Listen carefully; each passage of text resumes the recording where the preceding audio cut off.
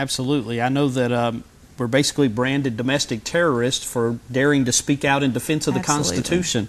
Now, you are a constitutionalist, you're liberty-minded. What exactly does that mean? It's certainly different than the middle-of-the-road moderate Republicans that we've had sending things down from Washington.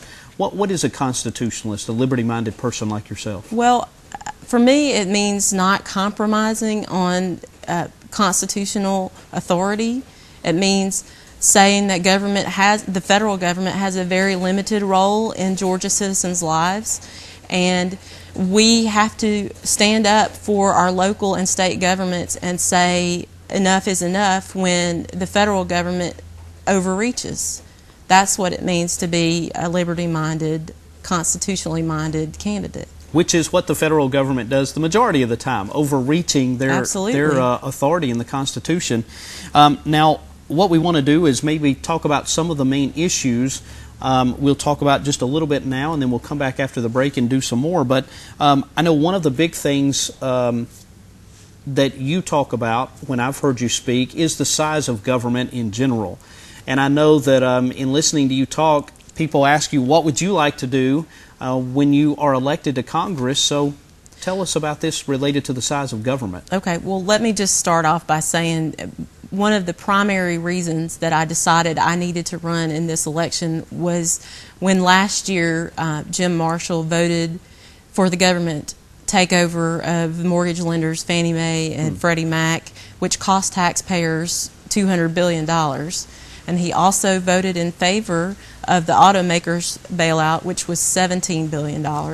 And then last fall, he voted in favor of the TARP program, the Wall Street bailout, which was $700 billion. Wow.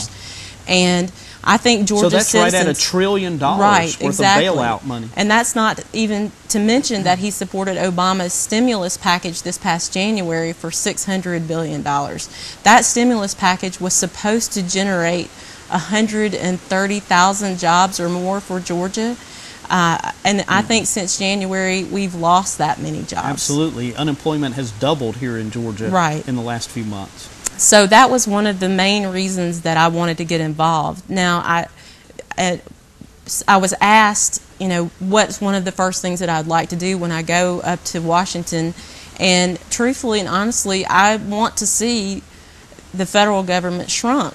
I want to dismantle some of these programs that have no place. They're not constitutionally authorized. Things like the Department of Education or HUD or the Department of Energy. But speaking specifically about the Department of Education, teachers throughout the state of Georgia don't like having to teach to these federally mandated tests. They want to be able to set their own curriculum and not be told by the federal government, you know, what to teach. And a lot of times what the federal government does is they take our money and we send it up to Washington. They spend it for administrative costs, and then they send it back down to us here in Georgia with all sorts of strings attached. That's right. And so teachers don't like that process. They want to see our local school boards be in control of deciding what our community teaches our children. And I think that's a very important step. And so that would be one of my goals, is to see the Department of Education or those kinds of departments ended, because they are wasteful. Absolutely. And of course there is no constitutional authority for the federal government to be involved in education in the first place. Right. Or health care, like we were talking about. Absolutely. Well, folks, we're going to come back in just a minute. We'll talk to Valerie about some of the other issues that are important to you, but you have a constitutionalist, conservative Republican who's going to be running for Congress in the 8th District. We'll be right back. Welcome back to the agenda. I'm your host, Ray McBarry, and we're talking with Valerie Myers, who is running for Congress in the 8th Congressional District, which includes parts of 21 different counties through Middle Georgia. And part of that includes our coverage area up in Butts County, or down in Butts County from where we're at right now. And but Valerie is she's a constitutionalist, a conservative, and the kind of Republican that is not currently in Washington for the most part. There are a few constitutionalists there, but not a lot.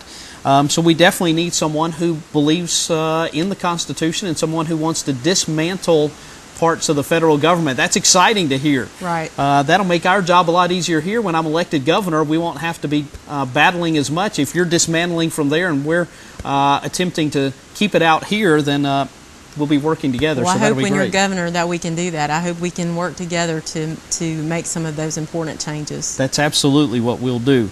Now, I know that you and I have talked a little bit off camera about some of your political heroes and people that you try to model your campaign after, or your political thoughts. Tell Right. us a little bit about who some of those figures are. Well, for the past 2 years, I have served in some capacity under the campaign for Ron Paul. Ron Paul ran for president in 2008, and so in 2007 and 2008, I did some work as the House and County coordinator for the campaign, and then later moved up to be the 8th District coordinator for the campaign. And you know, one of the interesting things when Ron Paul was running for president, he is one of those very limited government constitutionalists, and when he was running in the presidential race, during the race, no one in the media, even the so-called conservative commentators, didn't want to do anything to help him. They didn't want to say that anything he was talking about was correct, but as soon as the presidential race was over and all this bailout stuff started and the economy started falling apart left and right, all of a sudden they realized that what Ron Paul had been saying about the economy, about federal taxes, about the Federal Reserve System, it was all right. Exactly. And even Glenn Beck now has been talking a lot supportive, about it. exactly. And then at one time, Beck was accusing Ron Paul's supporters of being terrorists, but now he's on Ron Paul's side. So yeah, Ron Paul is his philosophies are similar to mine, but in the end, I'm my own person, and I have my own beliefs, and there are several things that we might disagree on or not see exactly eye to eye on, but for the most part, I think he is my political role model. I also had some ties in my early Republican years to Pat Buchanan. Oh, there's another thing we have in common. I used to, I agree with Pat a lot more, but now I'm more of a free trader, and some of his policies seem protectionist to me now. But I think Pat is an excellent guy, and I voted for him twice in the Republican primaries in '92 and '96. Well, he's certainly been a point man for conservative values for a long time in the Republican Party. Now, I know one of the things you mentioned when we were talking the other day and this morning about being important is the economic situation here in Georgia. You have a few ideas on what we can do. Right. Well, I wanted to see jobs come back to Georgia. I think that that's our biggest issue and concern right now. We can talk about other issues, but until we get Georgians to work, some of those other issues need to be put to the side. I don't hear from our legislators any kind of strategies or goals or comprehensive plans for bringing jobs back to Georgia.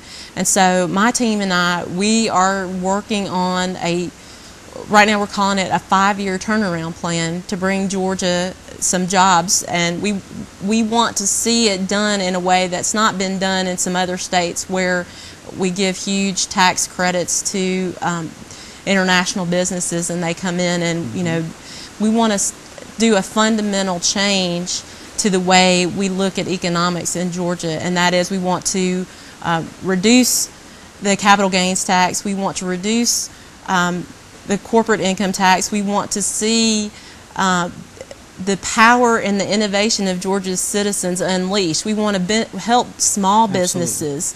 We want to, and one of the ways we can help small businesses is by preventing this healthcare monstrosity from going any further. It needs to stop right now, and I hope that it will be defeated in the Senate.